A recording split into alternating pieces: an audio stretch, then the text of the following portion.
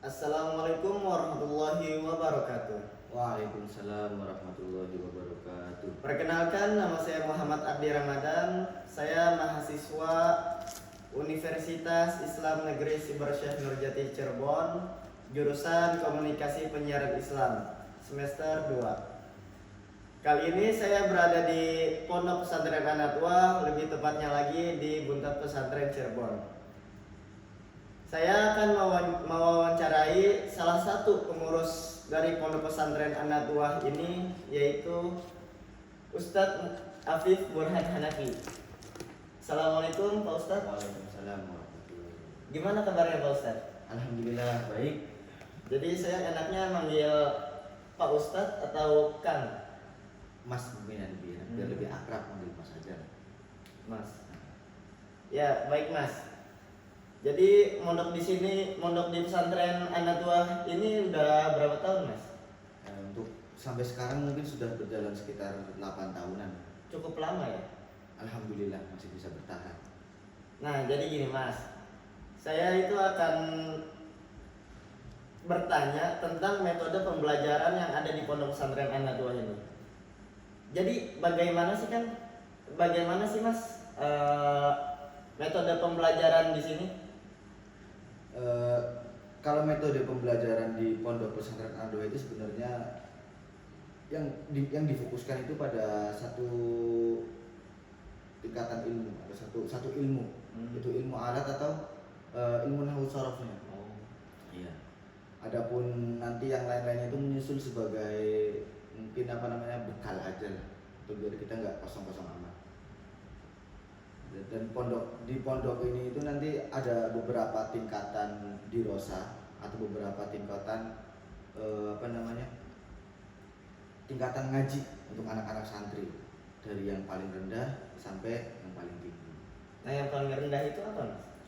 Kalau untuk yang paling rendah itu biasanya di kita itu menyebutnya itu kelas tamhidi atau kelas persiapan. Jadi setelah anak-anak itu nanti biasanya santri baru ketika baru datang akan diadakan tes. Nah, tes ini tujuannya itu untuk memilih mana yang layak masuk ke kelas jurnia, atau nanti yang belum layak akan dipindahkan ke kelas persiapan atau kelas tamhidi. Maksudnya belum layak itu gimana Mas? Maksudnya di sini tuh dari segi biasanya yang dites itu anak-anak itu dites menulis dan membaca Al-Quran. Kalau keduanya belum memenuhi syarat, artinya menulisnya belum rapi atau kurang baik, dan bacaan Qurannya kurang tartil atau kurang baik, maka nanti biasanya akan dimasukkan ke kelas persiapan Atau kelas tamhidi itu. Benar. Selanjutnya itu kelas apa Mas? Setelah kelas tamhidi itu. Nah, setelah kelas tamhidi nanti ada kelas jurnia. Nanti anak-anak yang lulus tes itu otomatis masuk ke kelas jurnia biasanya. Dan adapun di jurnia itu salah satu yang dikenal di Bundet itu, yang di Pondok Pesantren An-Nadwa itu di pembelajaran jurniahnya. Jadi pembelajaran jurumiyah itu seperti apa Mas? Nah, jadi Ada berapa metode gitu? di sini yang diajarkan oleh kiai, metode jurniahnya itu langsung disusun oleh Pak Kiai secara langsung. Artinya kebanyakan mungkin kan kalau ngaji jurniah itu cuma sekedar mendengarkan, mungkin kemudian memaknai dan memahami, kemudian sudah. Nah, kalau di An-Nadwa itu beda. Jadi kita ada 4 metode yang harus dijalani selama kita ngaji jurniah. Apa aja itu Mas? Ada taklim, Ya. ada tamrin, ada tasrih, ada hifid. Kalau taklim itu taklim, tamrin, hifid atau tasrih itu seperti apa sih?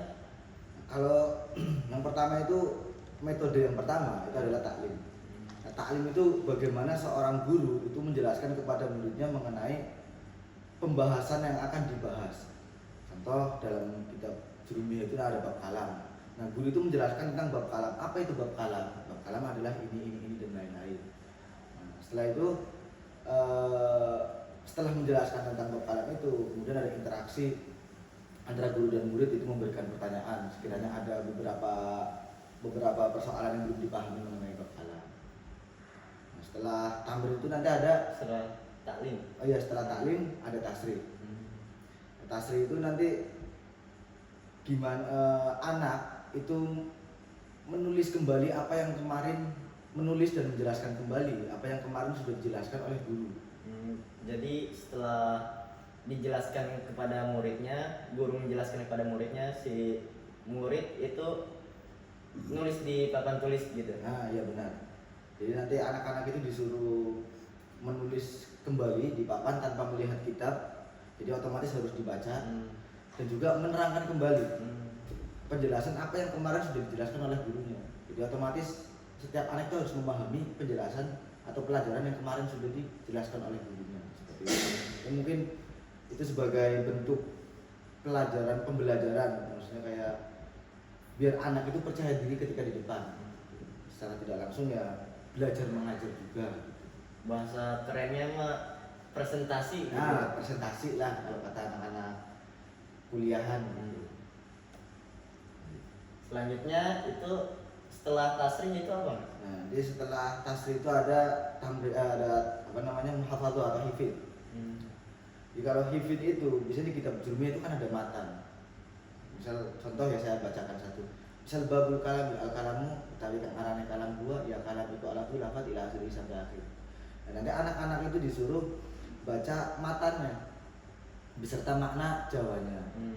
Pakai makna Jawa di sini. Pakai makna Jawa. Tujuan daripada hifid itu biar anak itu terbiasa membaca tulisan Arab dengan tartil. Karena yang namanya hifid itu dituntut satu ya pastinya fokus karena terkadang yang namanya hifid itu satu kali hifid itu kadang ada 3 anak 4 anak, jadi kayak suara tawon kalau lagi hifid bareng-bareng Rame. Jadi di sini hifid itu benar-benar kayak melatih fokus dan melatih ketartilan kita dalam membaca gitu itu. Selanjutnya setelah hifid itu apa? Nah setelah hifid metode terakhir di kitab jurmiyahnya Pondok Pesantren An-Nadwa itu ada tamrin. Jadi tamrin itu kayak sesi tanya jawab yang modelnya kayak tes, cuma nanti kitabnya anak santrinya itu diserahkan ke gurunya. Nah, kemudian guru menanyai apa yang terdapat di dalam kitab jurmiyahnya. Kalau di bab kalam, misal babul kalam, apa yang dinamakan kalam, ada anak menjawab al kalamu huwa lahu ila akhirih. Kalam adalah ini. Jadi saling tanya jawab gitu. Dan itu biasanya harus yang namanya tamrin itu harus sesuai dengan harus sesuai dengan apa yang ada di kitab. Artinya nggak boleh kurang dan nggak boleh lebih. Nggak boleh salah sama sekali. Nggak boleh salah sama sekali. Salah gagal disuruh ngafalin sambil berdiri. Nah, kalau merasanya sudah hafal, disuruh tamrin lagi. Begitu seterusnya. Baik.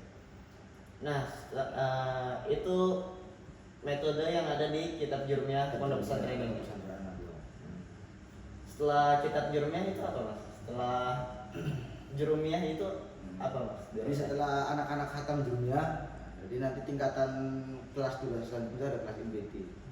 Jadi tingkat lanjutan daripada kitab nahwu. Nah, karena diajarkan ngaji imriti. Adapun imritinya ya mungkin kurang lebihnya nggak beda jauh juga. Seperti apa itu, Mas? Metodenya itu mungkin nggak terlalu banyak kayak di jurmiyah dan nggak terlalu dituntut seribet atau serumit kayak pas anak-anak yang di jurmiyah.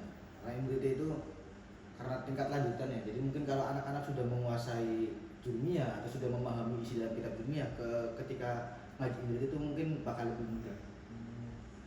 Adapun tingkatannya atau metodenya ketika kita ngaji imriti itu ada taklim sama yang tadi seperti ya guru yang menjelaskan, kemudian ada tasrih kayak kita ngejelasin lagi atau santri ngejelasin lagi apa yang sudah guru jelaskan. Nah, kemudian ada hifid. Nah, hifidnya di sini itu nazom imriti. Nazom imritinya. Imritinya. Jadi bukan matannya gitu ya? Enggak, tapi nazom imriti. Oh, jadi kalau misalkan apa tadi, Mas? Imriti itu ada 3 metode doang di sini. Ada 3 metode. Itu taklim, tasrih, ada sama hifid atau setoran gitu ya. Setoran Allah. Setelah Imriti itu apa mas? Sebenarnya masih ada satu lagi. Jadi kayak ngaji Imrit itu kan nggak terlalu, mungkin kayak setor nagom Imrit itu kan jumlahnya kan sekitar 250 kurang lebih. Jadi ketika anak-anak sudah hafal itu, tapi kan Imrit kan banyak, otomatis kan belum selesai. Nah, jadi untuk ketika anak-anak itu sudah menghatamkan nagom Imritinya, nah, anak-anak itu dituntut untuk menghafalkan Al-Quran juga. Di sini itu wajib. Jadi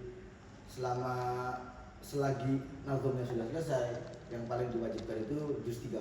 Jadi anak-anak itu diharuskan atau diwajibkan menghafalkan juz 30. Itu bagi anak Imriti. Bagi anak Imriti itu wajib. Nah, setelah juz 30 selesai, baru juz 1, juz 2 dan seterusnya sampai ngajinya selesai.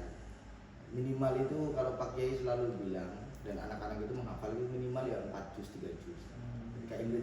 Ketika khatam Imriti minimal kita itu harus sudah hafal 3 juz. Berat juga ya mas ya? Ya lumayan ya. Setelah Imriti itu apa mas? Setelah Imriti nanti ada yang namanya Alfiyah. Alfiyah. Itu tingkatan lanjutan lagi daripada kitab Nahwu di sini. Kalau di Alfiyah itu ada taklim, tasrih, hifid kayak di rasa sebelumnya nggak sih mas? Nah justru di Alfiyah itu mungkin kayak kita itu ngaji lebih santai ya mungkin ya, lebih ringan karena mungkin kita sudah melewati dunia, kita sudah melewati Imriti. Nah adapun Alfiyah itu adalah mungkin keterangan atau penjelasan dalam kitab Nahwu yang mungkin tidak terdapat dalam kitab Jumiyah dan kitab Imriti. Jadi lebih lengkapnya Lebih ya. lengkap. Di situ kita pun ngaji nggak nantinya itu nggak ada tasrih, nggak ada tamri. Jadi cuma taklim, guru membaca, kita memaknai, guru menjelaskan sudah kita memahami. Nah saya kan pernah dengar gitu ya, Alfiyah itu kayak ada lagunya gitu, nazom gitu. Di sini itu ngapalin seperti itu enggak mas? Ya dan wajib pastinya, sama kayak Imriti. Cuma mungkin Alfiyah lebih berat ya. Jadi yang ya Alfiyah kan 1000 sekian nazom, 1002 nazom, dan anak-anak itu ya harus setor 1002 nazom itu. 2 kali lipat dari Imriti itu. 4 kali lipat lebih itu bahkan. Ya itu mungkin bukan berat ya, cuma kadang ya namanya anak itu kadang ya ada malesnya, cuma kendalanya di situ. Cuma ya mungkin kalau secara ngaji ringan, cuma itu untuk setoran hafal itu lebih berat karena ketika sudah selesai, jadi di satu sisi dia ngafalin nazom Alfiyahnya, kalau sudah selesai atau ketika belum dan ingin diselingi lanjut hafalan Qur'annya atau setoran Qur'annya, dia juga ya harus setoran Qur'an juga. Karena syaratnya Alfiyah itu minimal 5 juz. 5 juz. Jadi selama ngaji Alfiyah itu juga harus hafal 5 juz. Baik mas, Alhamdulillah. Alhamdulillah. Pertanyaan atau wawancara kali ini berjalan dengan lancar ya. Alhamdulillah. Baik, saya akhiri wawancara kali ini. Untuk mohon maaf apabila ada kekurangan. Mohon maaf mengganggu waktunya ya mas ya. Sama-sama Mas Abdi. Mungkin cukup sekian dari saya, kurang lebihnya mohon maaf. Wassalamualaikum warahmatullahi wabarakatuh.